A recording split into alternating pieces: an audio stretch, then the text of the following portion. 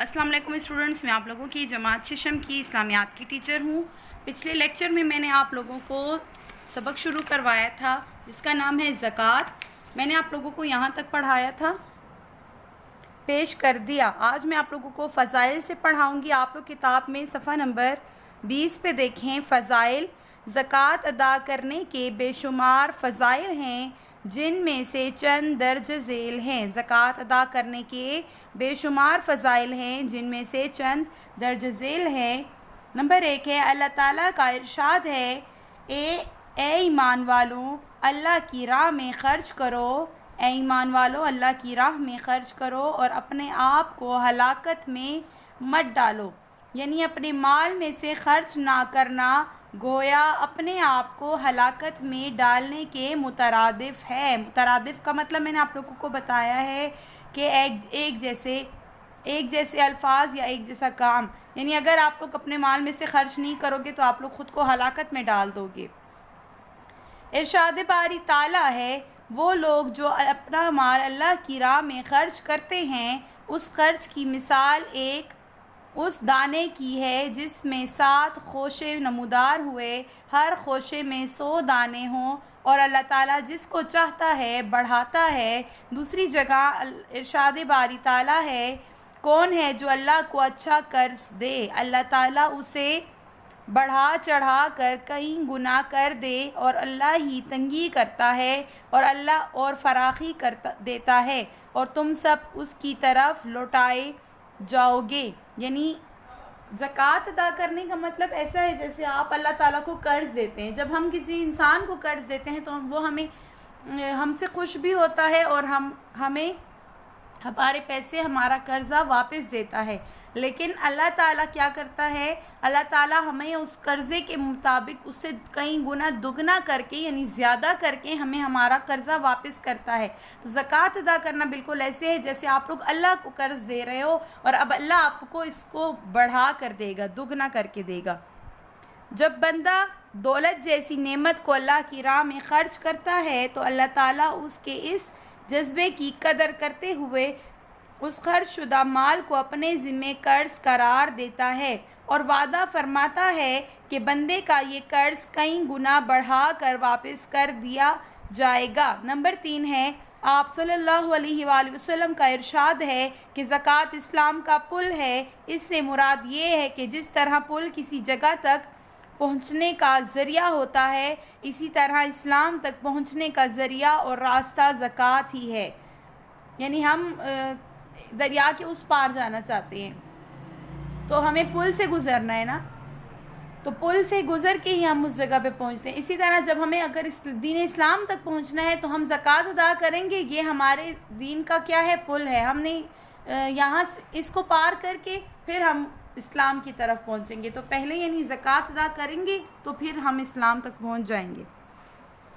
Number 4 ہے آپ صلی اللہ علیہ وآلہ وسلم کا ارشاد ہے، جو شخص مال کی زکوٰۃ ادا کر دے تو وہ اس مال کے شر سے محفوظ ہو جاتا ہے۔ مال کے شر کا کیا مطلب ہے، یعنی مال سے جو برائی ہمیں ملنے والی ہے، جو تکلیف ہمیں ملنے والی ہے ہمارے مال سے، تو وہ نہیں ملے گی بلکہ وہ پاک ہو جائے گا۔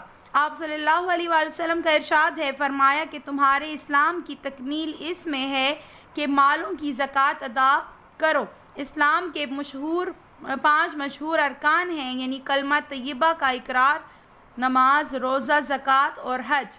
اکثر لوگ زکوٰۃ کے ادا کرنے میں کوتاہی کرتے ہیں، اس لیے ضروری ہے کہ اس اہم رکن کو ادا کیا جائے، ورنہ ان کا اسلام نامکمل رہے گا۔ ابو ایوب انصاری رضی اللہ تعالیٰ عنہ فرماتے ہیں کہ ایک آدمی جب آپ صلی اللہ علیہ وآلہ وسلم کی خدمت میں حاضر ہوا اور عرض کیا کہ مجھے ایسا عمل بتا دیجئے جو مجھے جنت میں داخل کر دے۔ آپ صلی اللہ علیہ وآلہ وسلم نے فرمایا، اللہ کی عبادت کرو، کسی اور اس کا شریک نہ کرو، نماز قائم کرو، زکوٰۃ ادا کرو اور صلہ رحمی قائم رکھو۔ اصول نمبر 1، مال تجارت سونے چاندی اور سونے چاندی سے بنی ہوئی تمام چیزوں پر زکوٰۃ فرض ہے۔ اس طرح زمین سے پیدا ہونے والی فصلوں پر عشر کی صورت میں غریبوں کا حصہ دیا جاتا ہے۔ اس کے لیے شریعت نے ایک خاص نصاب مقرر کر دیا ہے۔ قدر نصاب مال کے مالک ہونے کے بعد 1 سال گزر جائے تو زکوٰۃ فرض ہو جاتی ہے۔ یعنی جب کسی کے پاس اس کے مال ہے اور اتنا مال ہے جو مقرر کردہ نصاب کے مقرر کردہ سے زیادہ ہے، تو پھر آپ اس پہ 1 سال بھی گزر جائے تو آپ کو زکوٰۃ دینی ہے۔ قدر نصاب مال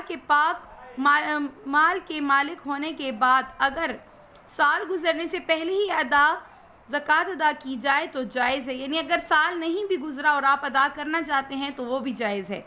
مصرف کی جمع ہے۔ مصارف زکوٰۃ سے وہ لوگ مراد ہے جن کو زکوٰۃ دینا جائز ہے۔ مصارف زکوٰۃ یہ ہیں، یعنی ہم اپنی زکوٰۃ کس کو دیں، تو یہ زکوٰۃ کے مصارف ہیں۔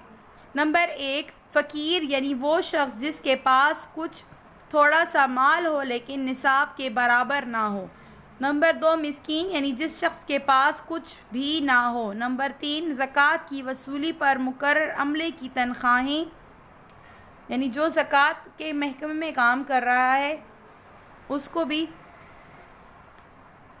نمبر 4، زکوٰۃ کی وصولی پر مقرر عملے کی تنخواہیں، صحیح ہے۔ نمبر 4، قرض دار یعنی وہ شخص جس کے ذمے لوگوں کا قرض ہو اور اس کے پاس قرض سے بچا ہوا کوئی مال نہ ہو۔ نمبر 5، مسافر جو حالت سفر میں تنگ دست ہو گیا یعنی غریب ہو گیا، اگرچہ وہ گھر کے اعتبار سے مالدار ہو، اسے بقدر حاجت